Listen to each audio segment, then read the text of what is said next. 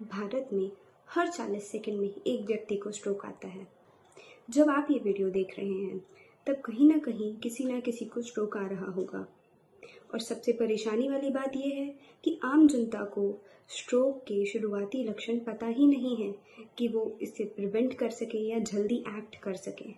Every single minute that passes the brain page a massive price.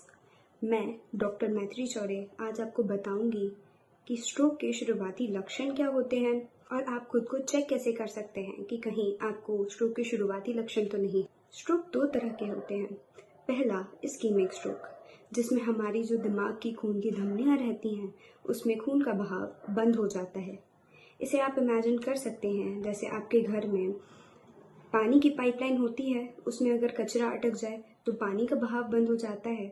वैसे ही हमारे brain में clot बन जाता है और खून का बहाव बंद हो जाता है, जिसकी वजह से हमारे ब्रेन के जो टिश्यूज रहते हैं, सेल्स रहते हैं, वो डैमेज होने लगते हैं।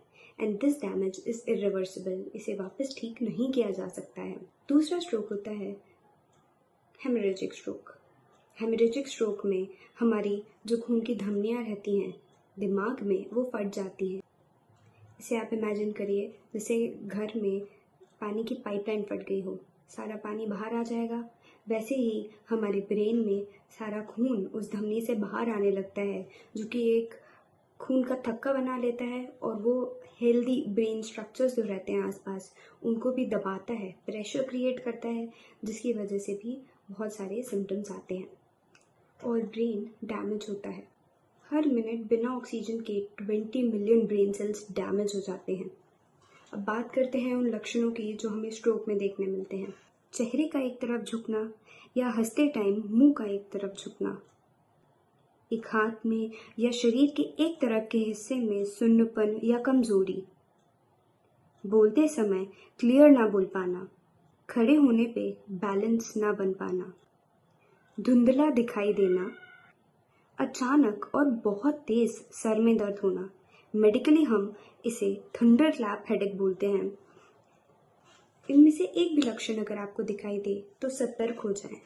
कई बार ऐसा भी होता है कि इनमें से कुछ लक्षण आते हैं और फिर चले जाते हैं कुछ मिनट्स बाद, और हमको लगता है कि अरे हम तो बिना मेडिकल ट्रीटमेंट के ही ठीक हो गए, बट ऐसा नहीं होता है। इसे हम बोलते हैं मेडिकल टर्म्स में TIA, ट्रांजिएंट इस्कीमिक अटैक, जो कि कुछ देर के लिए होता है। It is kind of A warning stroke.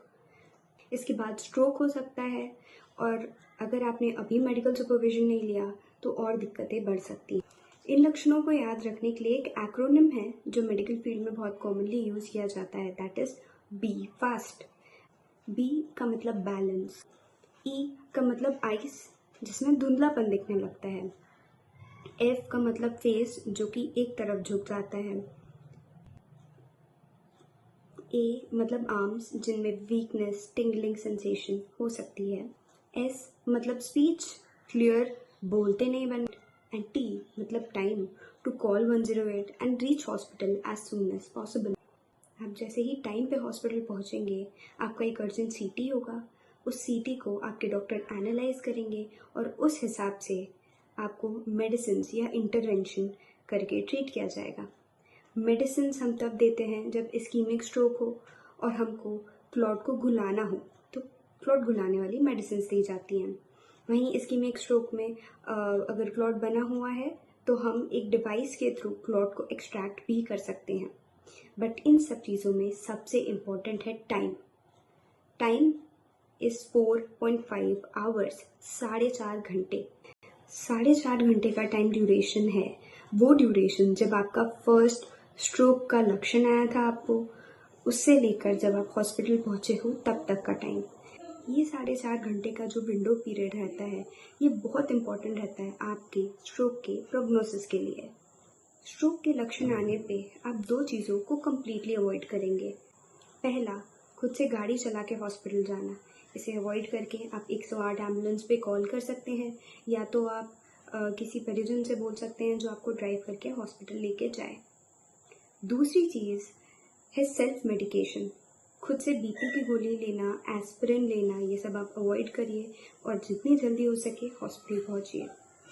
Stroke से हम बचाव भी कर सकते हैं, जैसे सबसे पहले आप बीपी, शुगर, कोलेस्ट्रॉल, वेट ये सब कंट्रोल में रखेंगे। अगर किसी को बीपी की गोलियां चल रही हैं मान लो 1 हफ्ते से और बीपी नॉर्मल आ रहा है, तो ऐसा कभी ना करना आप कि आप बीपी की गोली बंद कर दे रहे हैं ये सोच के कि अब मेरा बीपी नॉर्मल आ रहा है,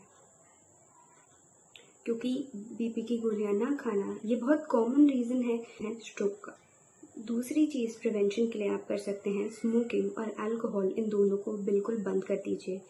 तीसरी चीज़ कि आप एक्सरसाइज करिए, कम से कम आप वॉकिंग करिए 5 डेज आधे घंटे के लिए, ये सफिशेंट होता है for getting your body active.